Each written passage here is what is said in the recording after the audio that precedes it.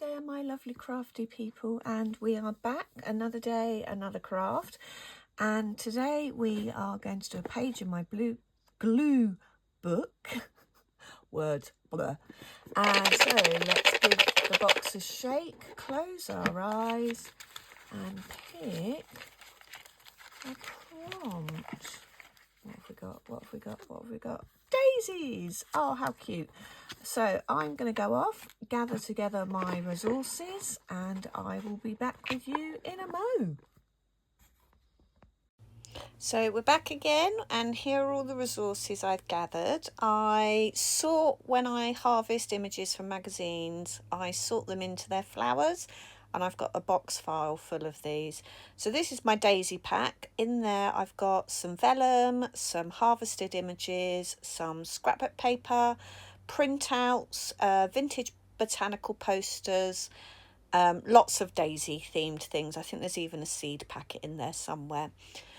What I've done is I've pulled out the magazine images that are larger, like pictures of daisies, and I'm going to use these as the background, as the bulk of the page, because they're true to life, they're lovely, and they'll just give a really good effect of daisies.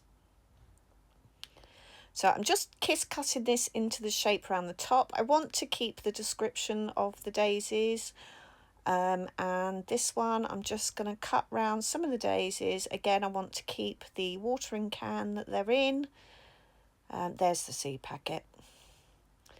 And this is the other half of the watering can one, but for this one I'm going to cut off the watering can and use the daisies.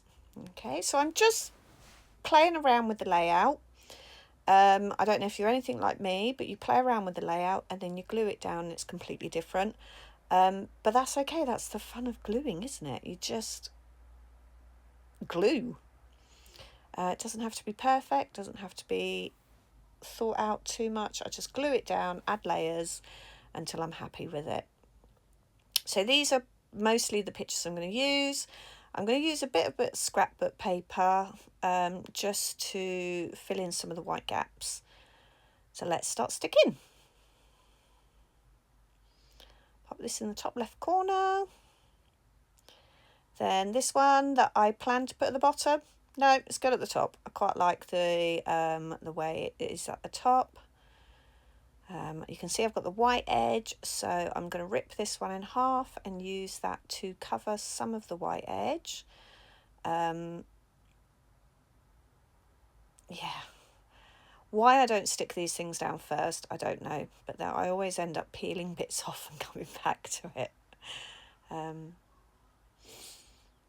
Just using the other bit of that fleabane just in the corner, and then I'm going to stick some more layers on. And that one in the bottom corner. So that's the other half of the watering can image, but by taking out the watering can, it looks completely different. And this one, I'm just going to stick under the shaped edge.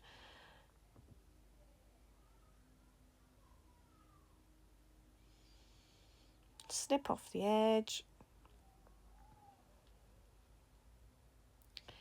Use some of my collage paper just to fill in some of the gap. Stick it back down.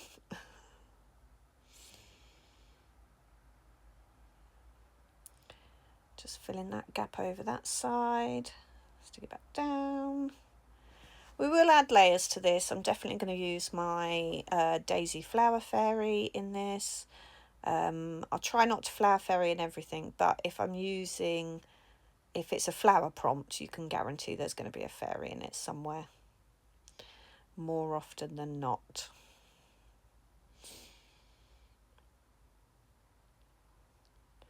Just trimming off the white edge that I missed, stick that down, flap that up, making sure everything's well stuck down. And now I've gathered up a few more resources. I've got some tissue paper with daisies on, and I found a flower fairy in one of my books. There was a whole page of the daisy. They did have the Michaelmas daisies as well, but I wanted to go with the true daisy that we all think of. The Michaelmas daisy was purple. And I'm going to make this flower fairy pop a little by sticking her onto some vellum.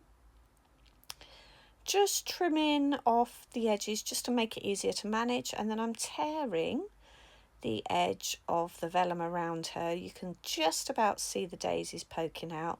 Hopefully this will make her pop a little bit more on the page and she won't get lost in the background. If I was junk journaling this, she'd probably have string or lace or something behind her, but it's taken every ounce of my self-control just to keep this as a flat collage.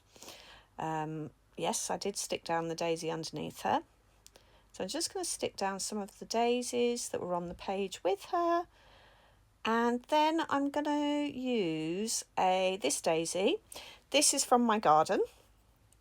And I pressed them last year. So this is one of last year's daisy. And I find just using my splodge mix, which is mostly PVA, I just do a layer of that on the page. I stick the flower, the pressed flower down. They do sometimes fall apart, so I do sometimes have to do a little bit of repair.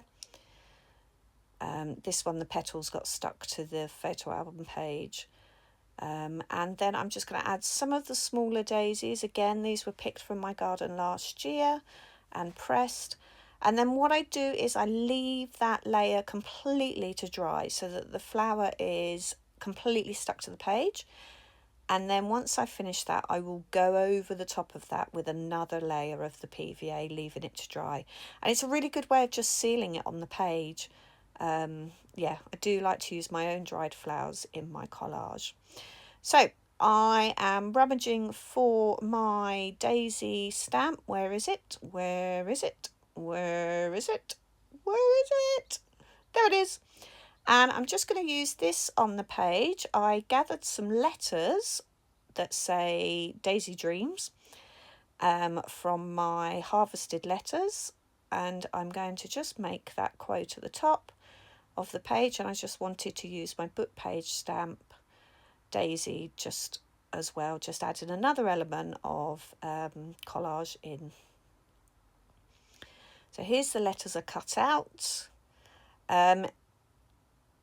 I harvest magazine letters and then I sort them and they're all in little individual pockets. If you've watched the G video, you'll see the pockets I keep them in. They're little A5 popper pockets.